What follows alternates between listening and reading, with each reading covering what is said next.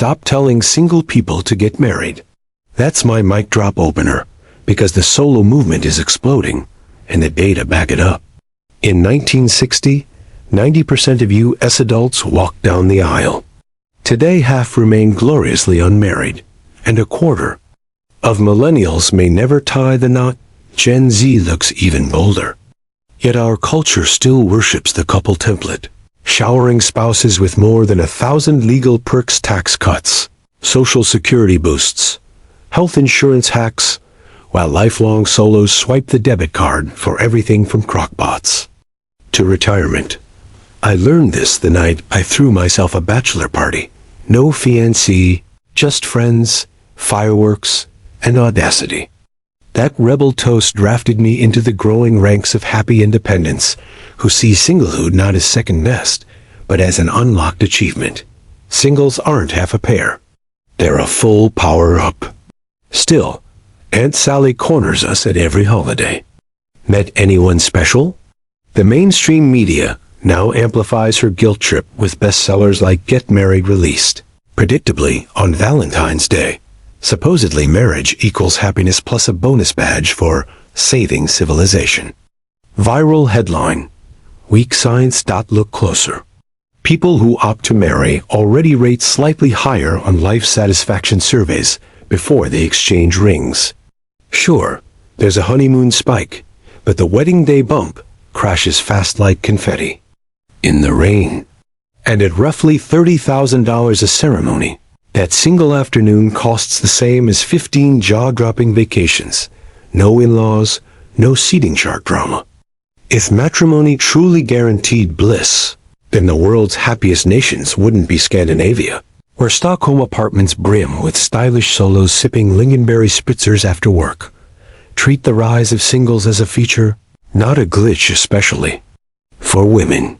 Marriage began 4,400 years ago as a property deal. Fathers handed daughters to husbands to unite farms and fortunes. The invention of the spinning wheel let spinsters earn their own income. Contraception, education, and urban jobs did the rest. I do evolved into do I. The so-called cat ladies of today are actually trailblazers, upgrading independence to next-gen freedom. Yet the world remains coded for +1's restaurant tables. Housing loans, even cruise ship cabins assume a duo. That lopsided design penalizes half the population and ignores a colossal market craving solo-friendly products, services, and policies. Picture universal health care, low-cost education, and elder care benefits issued to individuals, not marital units. Sweden already runs this playbook and ranks among the happiest places on earth. No spouse required. Singles also flex hidden superpowers. They volunteer more hours, donate more blood, and shoulder the lion's share of caregiving for aging parents and disabled friends. They channel time, energy, and creativity into startups, art studios, and PhDs. Half of U.S. single adults aren't even looking for love right now. They have bigger missions. That's not a romance deficit. It's a priority upgrade. So when pundits overprescribe marriage, they're either preaching to the choir or shouting into a headwind.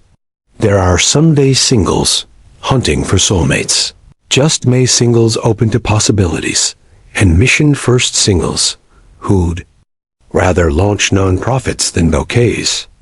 Blanket advice misses these nuances and insults the millions already thriving outside couple culture. If we stop selling matrimony as the universal cure, what should we tell single people instead? First, expand the label, significant other. It's not code for spouse.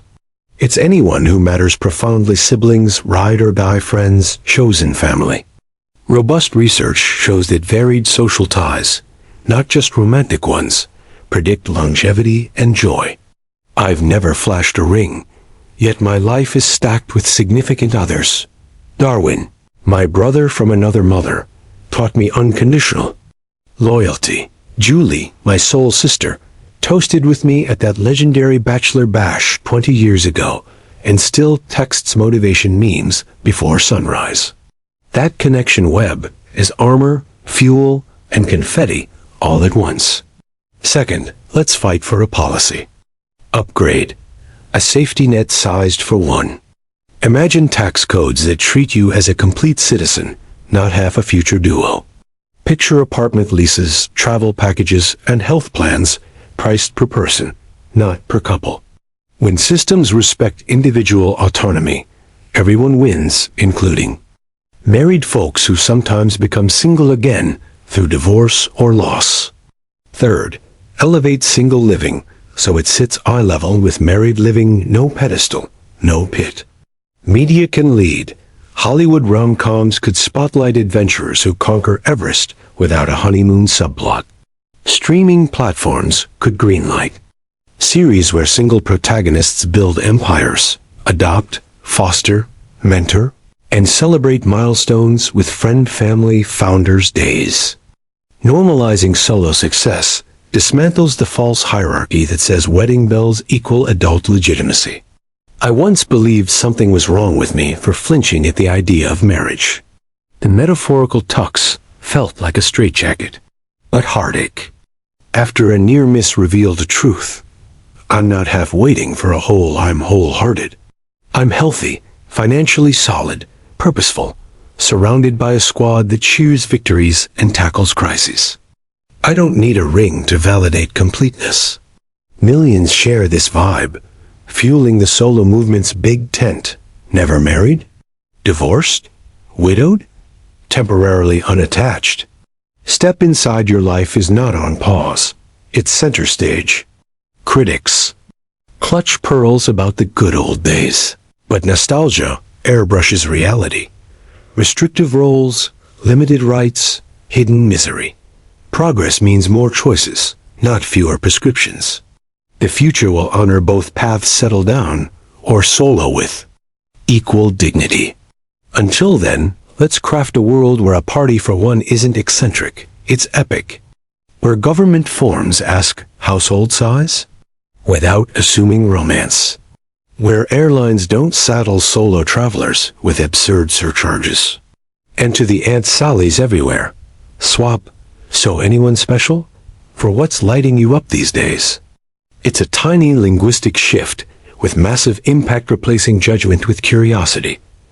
Ask about passions, projects, adventures. You'll discover that solos have blockbuster stories beyond their relationship status. A final toast to all the wholehearted singles building vibrant lives, to our married allies cheering from the sidelines, to every pioneer expanding the definition of family. Raise your glass. The goal isn't to crown one lifestyle supreme. It's to unlock diverging yet spectacular routes to fulfillment. Some will exchange vows, others will collect passport stamps. Some will cradle newborns, others will mentor classrooms. All of these lives can be remarkable, influential, and wildly happy. Options over prescriptions, that's the anthem.